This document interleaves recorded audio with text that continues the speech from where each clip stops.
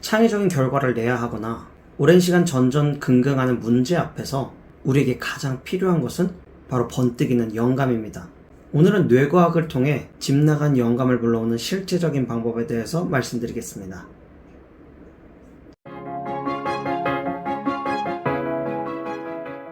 당신의 인생의 불안을 평안으로, 김필스입니다. 영감 찾기 첫 번째, 일단 시작하십시오. 심리학자 에밀 크레펠리는 일단 어떤 일을 시작했을 때 마음이 점점 고조되어 정말로 의욕이 생기는 현상을 작업 흥분이라고 했습니다. 소위 말해 신바람 난 상태, 의욕이 가득한 상태를 말하는 것이죠. 무기력한 상황에서는 의욕이 생길 때까지 기다려야 한다고 하는 사람이 있을 수 있습니다. 하지만 그것은 잘못된 방법입니다. 오히려 의욕이 없을 땐 일단 시작하는 것이야말로 뇌과학적으로 올바른 동기부여 방법입니다. 뇌에는 측좌핵이라는 부위가 있는데 뇌의 거의 중앙에 좌우 대칭으로 존재하는 사가시만한 조직입니다. 이 측좌핵의 신경세포는 의욕을 솟게 만들어주는 기능을 하는데요. 어느 정도 자극을 주어졌을 때만 활동하기 때문에 마냥 기다리고만 있으면 아무리 시간이 흘러도 의욕이 생기기는 힘들다는 것이죠. 그렇기 때문에 억지로라도 일을 시작하면 측좌핵이 자극되어 아세탈콜린이라는 신경 전달 물질이 분비됩니다. 그러면서 점점 기분이 고양되는 프로세스가 진행됩니다. 내가 어떤 일을 해내기 위해 작업 흥분을 하려면 일단 시작하는 것이 정답이죠. 아세탈콜린은 사고, 기억, 학습, 주의력, 집중력, 그리고 각성과 수면의 기능을 담당하는 뇌 내 물질입니다. 이 물질은 인지기능과 영감, 업무 효율, 창조력과 발상력 등에 영향을 미치기 때문에 아세탈콜린을 조절한다는 것은 창의적인 활동을 할 때 큰 경쟁력일 것입니다. 집 나간 영감을 찾아오는 두 번째 방법, 시터파를 생성한다. 이 시터파 이거 무슨 얘기인지 모르겠지만 처음 들어보시죠? 심리적으로 편안한 상태에서 우리 뇌는 알파파라는 뇌파를 생성합니다. 비교적 잘 알려진 사실이죠. 그런데 뇌파 중에는 시터파라는 것도 존재합니다. 알파파의 주파수가 9에서 12Hz인데 시터파는 4에서 7Hz 정도 됩니다. 즉 알파파보다는 조금 느린 파장으로 수면에 돌입하기 직전 꾸벅꾸벅 조는 상태 또는 깊은 명상 상태에서 발생하는 뇌파라고 보시면 됩니다. 이 시터파는 아세탈콜린과 아주 깊은 연관이 있습니다. 바로 시터파를 발생시키기 위해서 아세탈콜린이 해마를 자극하기 때문이죠. 낮잠을 자면 업무 효율이 오르는 것도 시터파와 관련이 있습니다. 시터파는 호기심을 자극하는 행위로도 발생하는데 그러기 위해서는 어슬렁거리는 행동이 중요합니다.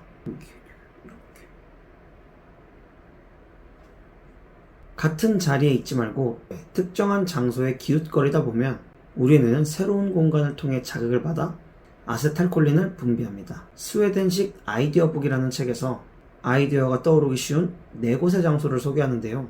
바, 베스룸, 버스, 베드. 각각의 머리 글자를 따서 창조성의 포비라고 하죠.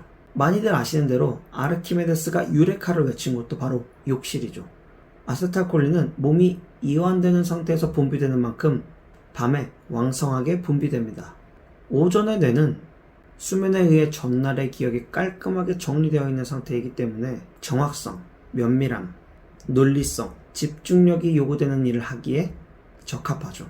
예를 들어 글쓰기나 투두리스트 작성 등 논리적인 작업들은 오전에 하는 것이 유리합니다. 반면에 밤에는 논리적 사고의 구속이 약해짐과 동시에 아세탈콜린이 쉽게 나와 창조적 활동에 적합한 상태로 변화합니다. 특히 몰입을 통해 혁신적인 일을 하는 사람들은 선잠에서 발생하는 몽롱함을 이용하기도 합니다. 실제로 아인슈타인은 하나의 문제가 계속 해결되지 않았을 경우 특별한 방법을 사용했습니다. 의자에 앉은 채로 손에는 쇠구슬을 들고 바닥에는 은쟁반을 둔 상태로 몸을 천천히 이완시키는 것입니다.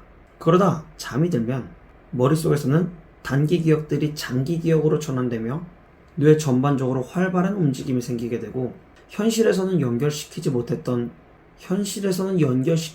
접점들이 혁신적으로 조합되는 경우들이 있습니다. 쇠구슬과 은쟁반을 준비한 이유는 잠에 너무 푹 들면 안 되니까 도중에 잠에서 깨기 위해 만든 도구입니다. 몸이 이완되면 자연스럽게 손에 있는 구슬이 쟁반으로 떨어지면서 큰 소리가 날 테니까 말이죠. 이전에도 한번 다룬 적이 있는데 독일의 화학자 케쿨레라는 사람은 꿈에서 원 모양으로 자신의 꼬리를 물고 있는 뱀을 보고 벤젠의 고리 구조를 발견하게 되었습니다.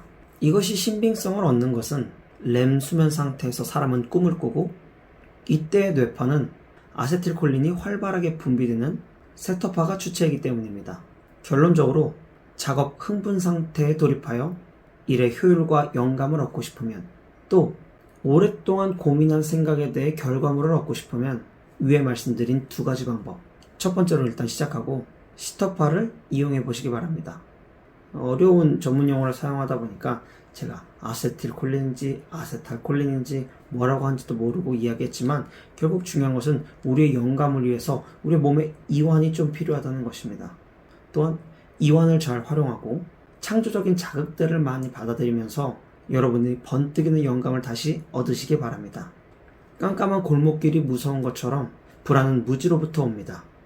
저는 여러분이 꼭 필요한 지식과 지혜를 얻어 인생의 평안을 누리시길 원해 오늘도 영상을 찍었습니다. 여기까지 들어주고 고맙습니다. 안녕!